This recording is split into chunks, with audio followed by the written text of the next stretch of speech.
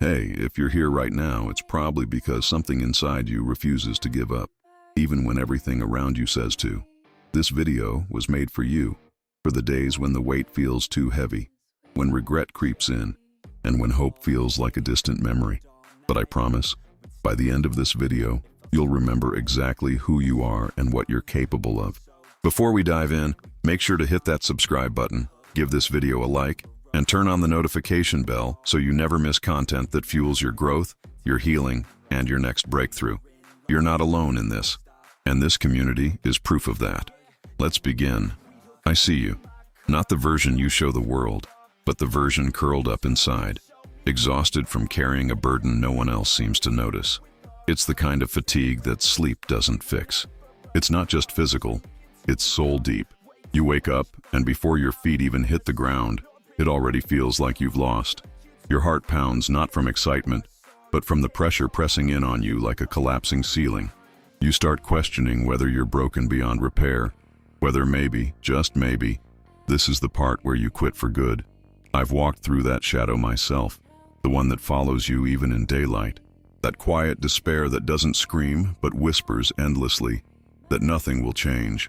I know what it feels like when getting up isn't brave, it's just necessary. When every smile you wear is just a well-practiced survival tactic. When you're not living, you're enduring. And while the world applauds endurance, they rarely notice the cost. They don't see the shaking hands, the tight chest, the silent "help me" behind your eyes. But listen, there's something you need to understand. This place you're in, it isn't your home. It's not your final destination. It's a season, not your sentence. I won't insult you by offering shallow motivation. I'm not here to say, just be positive, like that solves anything. What I'm saying is this: even the heaviest nights end. The storm doesn't apologize, but it always passes. And sometimes surviving the night is enough. You've probably heard Guts from Berserk say, "A man draws his sword not to slay others, but to slay his own darkness." That's what you're doing right now. Every breath you take in defiance of despair is an act of rebellion. You're not weak because you're tired. You're powerful because you've kept going anyway. And in case no one's told you lately, just making it this far is proof that you've got something inside you worth fighting for. Not every hero wins right away. Some just survive long enough to rise. There's a Japanese art form known as kintsugi, the practice of mending broken pottery with lacquer mixed with powdered gold. But it's more than just a method of repair. It's a philosophy. Instead of hiding the damage, it highlights it. The fractures don't diminish the piece's worth. They increase it. Each crack tells a story of impact, of breakage, but most of all, of rebirth. You, right now, might feel like shattered ceramic, but those broken pieces aren't your shame. They are your blueprint. Where others see ruin, kintsugi sees potential for beauty that never existed before. Your pain is not just pain, it is a forge. And the most powerful transformations don't happen during peace.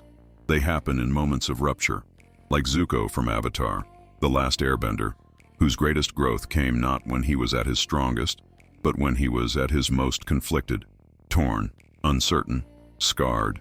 He had to confront everything broken within himself before he could become something greater. You're in that fire right now. But fire doesn't just destroy, it purifies.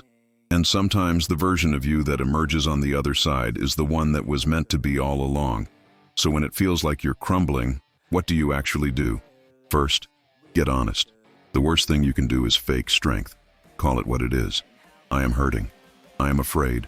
I don't see the way out. Speaking the truth doesn't weaken you. It grounds you. It pulls you out of the fog of denial and sets you on the path of self-awareness. Remember what Shinji from Neon Genesis Evangelion once said, "I mustn't run away." That's the first step.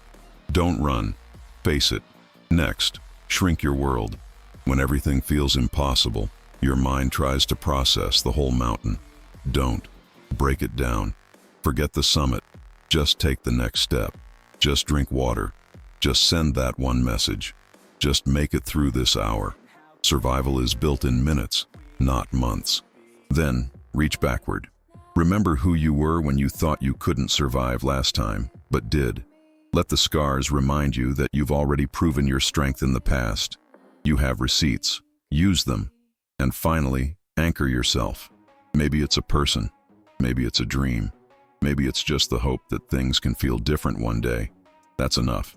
You don't need a spotlight to walk forward, just a single, flickering flame.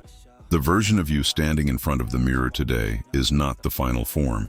You are not frozen in this moment. Not in your pain, not in your doubt, not in your confusion. Who you are now is in motion. It's evolution in real time.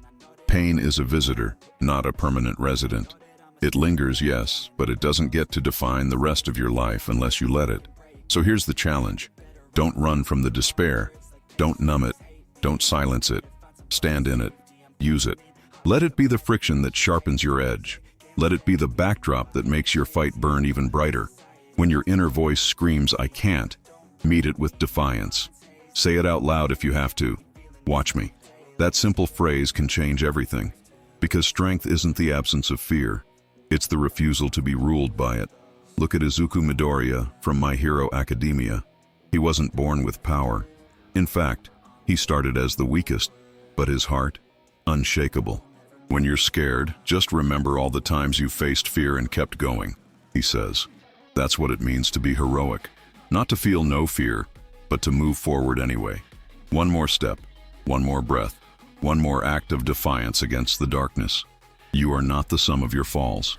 You are the story of your rises. And no, that doesn't mean perfection. It means persistence. The people who make it through hell aren't the strongest or the smartest. They're the ones who refuse to stay down. That's your power. You've already faced battles most people can't see, and you're still here. That alone makes you unstoppable. You don't need a trophy to be worthy. You just need to keep showing up. Again and again and again. Somewhere out there, someone feels the exact same weight you're carrying.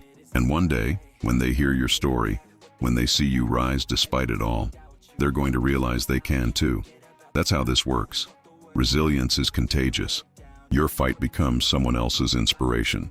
So when you feel like giving up, remember, dawn always comes. The light isn't gone.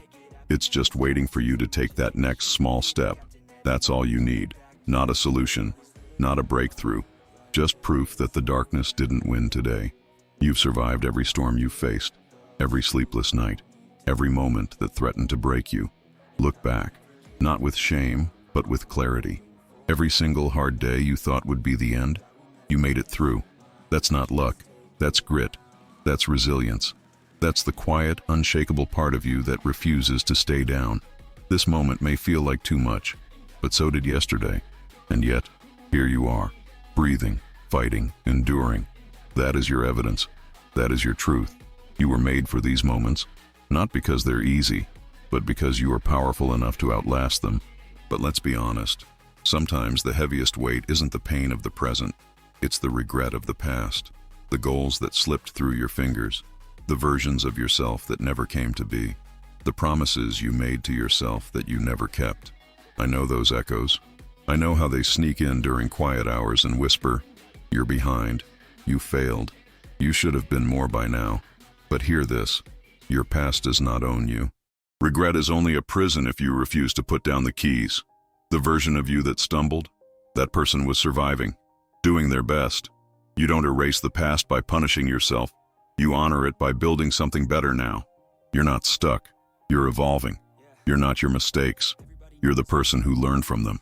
Think of characters like Shinji Ikari from Evangelion, who constantly questioned his worth but still got in the robot.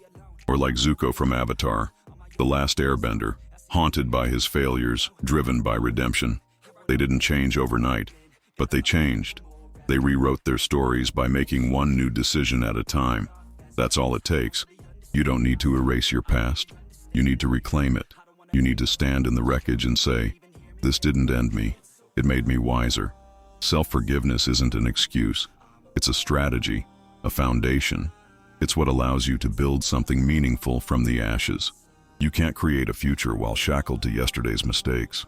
The rearview mirror has its place, but the windshield is where your eyes belong. Right now, in this exact moment, you hold power. Not 5 years ago, not someday, today. So what can you do with this day, with these next 24 hours? Maybe it's something small, drinking water, moving your body, finishing that task.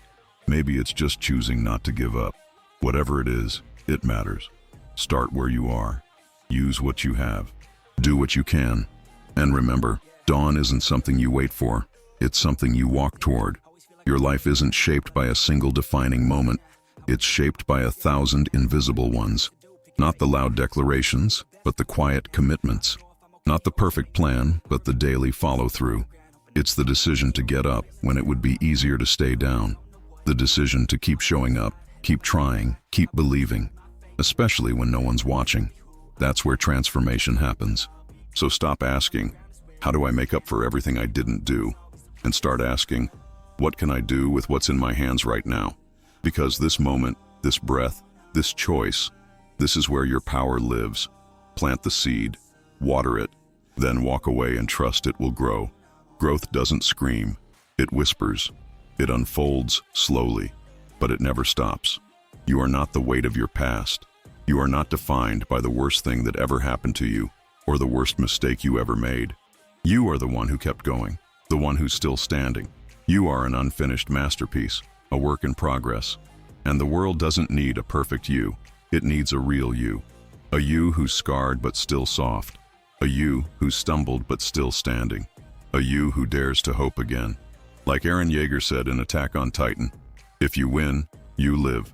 If you lose, you die. If you don't fight, you can't win.